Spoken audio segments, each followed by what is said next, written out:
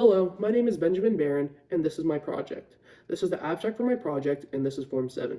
Our nation is facing an opioid overdose epidemic. A recent report indicates that COVID-19 has caused the opioid epidemic to become even more deadly.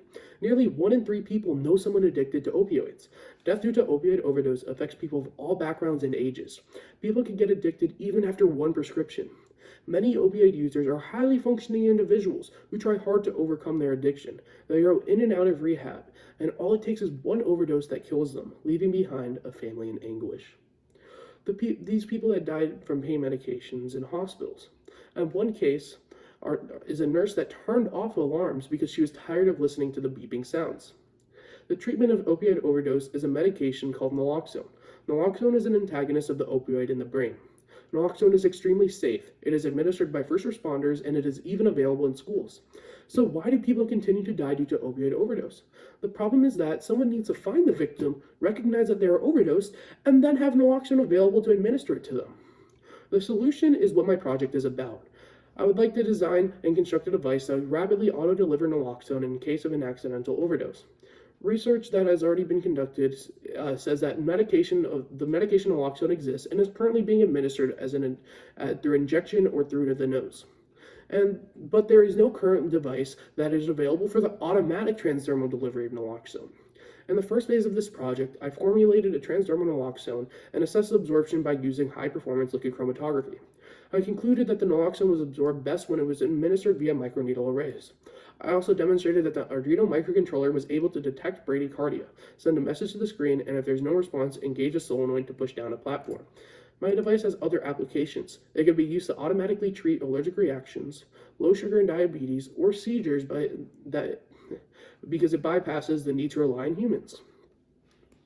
The next step is to design and test a separate device that would be worn in the upper arm so it could be more comfortable and discreet. This picture shows a person wearing a continuous sensor just to illustrate what the final device would resemble.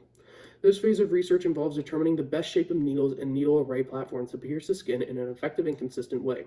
The hypothesis was the needle with the round base will penetrate the deepest and the other needles will have about the same degree of penetration. The round array within the triangular array would have the least difference between the depth of in the central and peripheral needles compared with the square one. The procedure is the microneedle array with the different shaped needles were designed to be circular based, which are just regular needles, hexagonal based, square based, and triangular based. I evaluated the various shapes of microneedle arrays with mechanical and pressure simulations. The reddest color is the highest pressure, which is the most optimal. Then weights were attached to microneedle arrays and were dropped onto a soft surface clay from a height of 30 centimeters.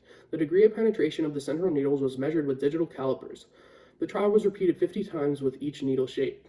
3mm and 8mm needles were tested. The independent variable for this was the shape of the needle. The dependent variable was the depth of penetration of the soft clay. The control was the needle with a circular base because it is the standard shape of the needle.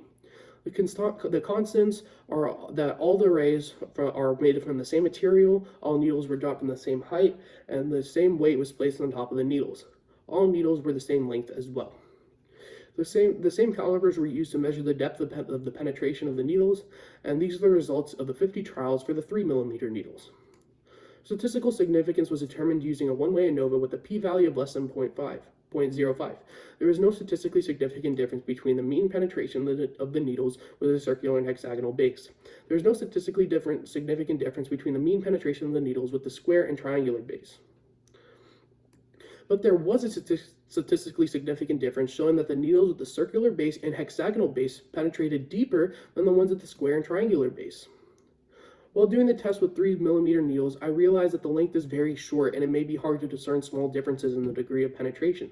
So I formed the test with 8mm needles. You can see the difference in the length of the needles in this photo. These are the results of the trials with the 8mm needles. And this time, the ANOVA showed me that there was a statistically significant difference between the groups, meaning that the needles with the circular base penetrated deeper than the hexagonal, followed by the square and the triangular ones. In part B of this investigation, I created different platforms for the optimal microneedle array. I created a triangular, circular, and square platform. This time, the difference in the depth of penetration between the central and peripheral needles was measured using digital calipers. This time, the independent variable was the shape of the array. The dependent variable was the difference between the depth and the central and peripheral needles.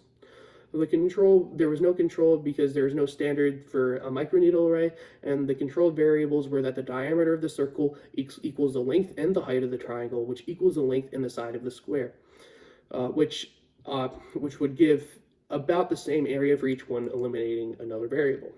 Otherwise, all other constants were the same. These are the results for the 3mm arrays. The interpretation of the ANOVA was that there was no statistically significant difference.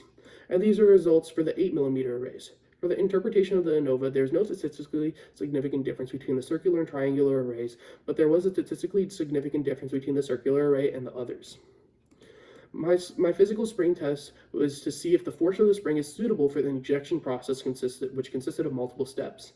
In the interest of time, I'll be skipping over my analysis, but the information is available on the slide. The main source of error is the reliance of the researcher's vision on the measurements. Another source of error is the actual accuracy of the digital calipers and the spring scale. My conclusions were that the circular and hexagonal needles pierced the surface the deepest, followed by the square and triangular ones, which indicated that they produced the most pressure. The circular and triangular arrays had the least difference in the depth, and the square had the most. The hypothesis was accepted. The deployment of the solenoid, release of the compressed spring, and magnetic repulsion are all effective in producing the work required to move the platform.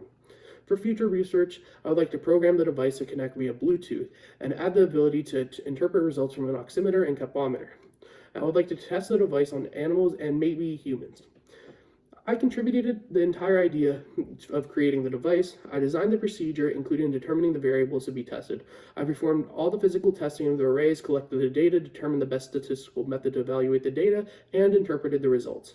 I received help from Muhammad H., a mechanical engineer in programming the needle arrays and obtaining the simulation data, which was interpreted by me.